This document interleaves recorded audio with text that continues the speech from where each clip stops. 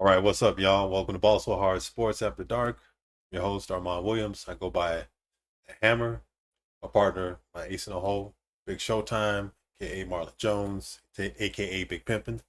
He's off tonight. He just he's coached a basketball game, Corona del Sol high school basketball team. Stan, his team fell short. They came up short tonight, but he had a hell of a season. It was a hell of a season. So congratulations to my man Marlon Jones, aka Big Showtime. Success for Corona del Sol's basketball program. But anyway, I'm going to be rolling solo tonight. And I was contemplating not doing this, man. I was thinking about just, taking the night off. But I said, the hell with it, man. F it. You know, just got that itch, man. I got to put out content for y'all. So, and I want to do it live. So, quote Bill O'Reilly, I'm doing it live. Without all the cussing and the tirades and the rant.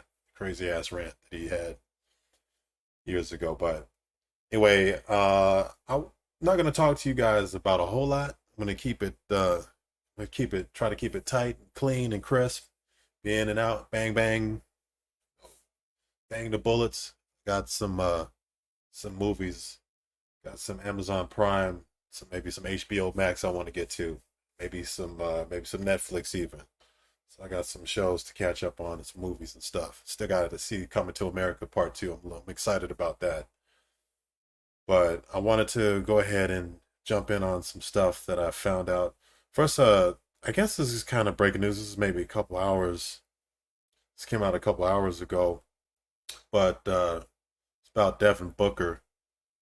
I think I'm going to go to that first.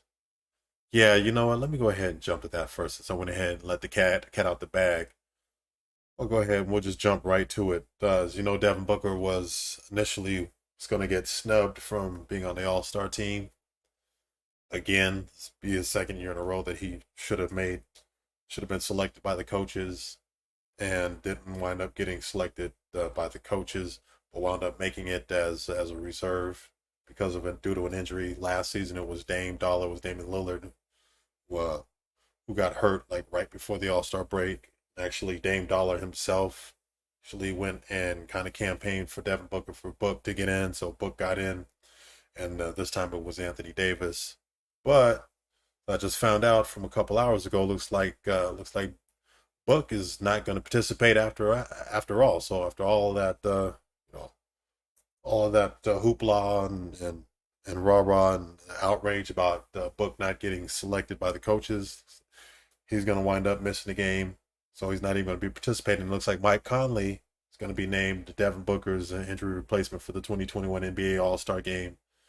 This came out just a couple hours ago, and this is from the Bleacher Report. So It reads Utah Jazz guard Mike Conley has been selected as an injury replacement for Phoenix Suns guard Devin Booker in Sunday's All-Star game, the NBA announced on Friday.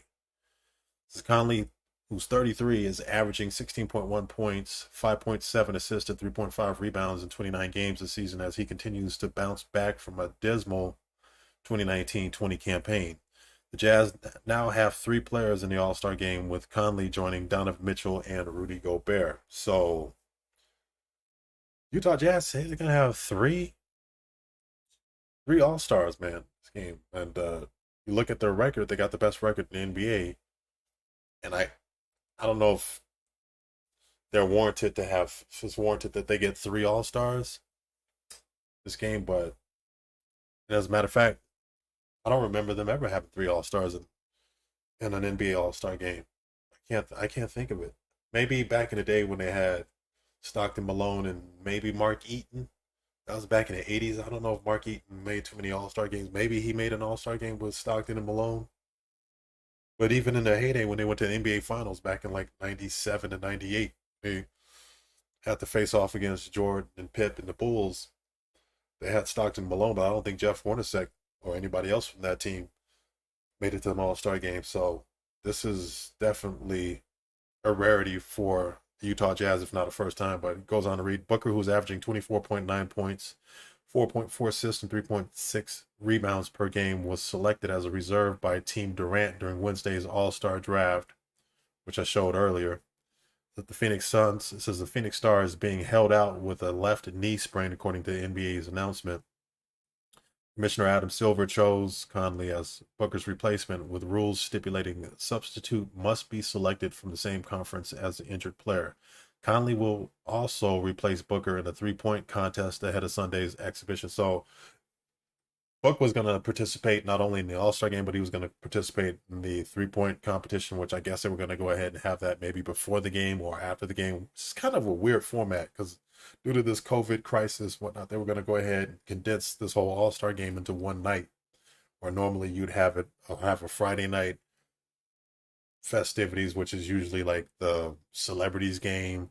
Then you have all the competitions as far as like the skills challenge, 3-point shootout, and the slam dunk competition, like on a Saturday night, and then Sunday is the game. But they're going to go ahead and condense all of that in one game. And I guess they're not going to have the celebrities game, so it's just going to pretty much be the All-Star game, and then have the I guess the skills challenge, the 3-point shootout, and the slam dunk competition all in one game, all in one night or one day. So that'd be pretty interesting to see how they're able to go ahead and fit that in, how they pull it off. Because some of the guys that are going to be participating in the All-Star game will also be participating in the slam dunk competition and as well as the 3-point shootout, or at least I know Zion Williamson, who made the All-Star team this season, was contemplating or may still be contemplating whether or not he wants to participate in the slam dunk competition. So, and you got guys that are going to be participating in the All-Star game as well as the 3-point shootout. Devin Booker was going to before he wound up pulling out. I think Zach LaVine is going to be participating as well as I think Mitchell from the Utah Jazz as well. So, where did I leave off? Okay, this is the first All-Star appearance for the 14-year veteran. Talking about Conley, 14-year veteran who immediately received congratulations on social media from Gobert and Mitchell. So good on him. And it goes on, blah blah blah blah blah blah blah. It says now a member of Team Durant, Conley will reunite in the backcourt with Mitchell as the duo looks to help in LeBron James's streak of three straight All-Star game victories. So as far as I'm concerned, I'm just glad Devin Booker got selected and his name is in there, because it doesn't really matter so much if he plays. It's a doggone exhibition game, so it's really not that important whether or not he plays. I think the most important thing is that he has an opportunity to have his name show up in the lights, that he's an All-Star selection, because that's ultimately what matters most to a guy like Devin Booker. And the Suns have far more to shoot for than just getting a guy in the All-Star game. They already got CP3, point guard, Chris Paul. So, to have Devin Booker would have been icing on the cake to have both of them out there on the court playing in the All-Star game participating. Would have been cool, but it is what it is. So I wish Devin Booker a speedy recovery, and I think that it's more precautionary than anything else. So, and then beyond that, you know, beyond that, really doesn't matter in the end. But as far as I'm concerned, will I watch it? Yeah, I'll still watch the game because Chris Paul. I'm going to be rooting for Chris Paul to play well and to look good out there. And last season All-Star game, I think, was probably maybe the most entertaining All-Star game out of many of the All-Star games that I watched recently because the new format, the way that they've done it, particularly at the end. Most of the beginning and the middle of the All-Star game last season wasn't really that entertaining, but the way they finished it was really, really entertaining. So I'm gonna definitely go ahead and check it out towards the end of the check it out to see if whether or not they have a finish the way that they finished the All-Star game the way that they did last season. So with that, I'm gonna go ahead and move on to this particular video that I caught, which kind of interested me because Phoenix Suns are starting to get some love, and they're starting to get some love beyond just like the local media folks here in the Valley, and I'm really excited about that. And again, probably maybe the Phoenix Suns' biggest fanboys from like a national media standpoint happens to be Jalen Rose and Jacoby. So Jalen Jacoby on ESPN, and this is what they had to say about the Phoenix Suns, as well as some other stuff, some other topics related to the NBA, and this is pretty fun as well. Here it is. Give this to you guys. Jalen, don't look now, but the Phoenix Suns are the hottest team in the NBA. We'll hit the brakes. Since February 1st, the Phoenix Suns are 14-3, the best record in the league during that span. Jalen, what happened between last year and this year that's changed the Suns so dramatically? The Chris Paul effect, and not to the point where Western. First of all, let me go ahead and give a shout out. I almost forgot. It's almost slipped my mind. Let me give a shout out first and foremost to Jalen Rose. His get up, man. His outfit is tight. It's kicking, man. So I'm gonna give a shout out to Jalen Rose for for looking like Raiden from Mortal Kombat for that look. And he got the matching yellow jumpsuit to go along with the whole get up, and yeah, it's kicking. Look like he about to get into a street fight with, I don't know, Scorpion or somebody like that, or that one bitch in Mortal Kombat. I'm not even gonna. Okay, I used to actually remember the girl Sonya. I think it's Sonya or whatever. I used to actually kind of have a crush on her. I never really admitted this, and here I am admitting this shit on social media. But I actually had, once upon a time, I had a crush on Sonya from Mortal Kombat. Weird, but yeah. Conference coaches should have put him on the All-Star team ahead of Devin Booker. It's just that once they perform the way they did in the bubble, led by Devin Booker, and you have young talents like Ayton and Bridges and Johnson, then you can bring in CP and Crowder to take it to the next level. And shout out to Monty Williams and his coaching staff. Player Development 101. Absolutely. And when you look at those Western Conference standings, they certainly aren't what you expected going into the season.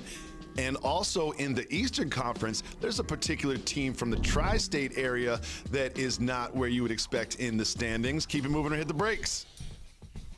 Hit the brakes. The New York Knicks went out and waxed the Pistons yesterday. They're now over 500 at the All-Star break. I'm going to say it again. The New York Knicks.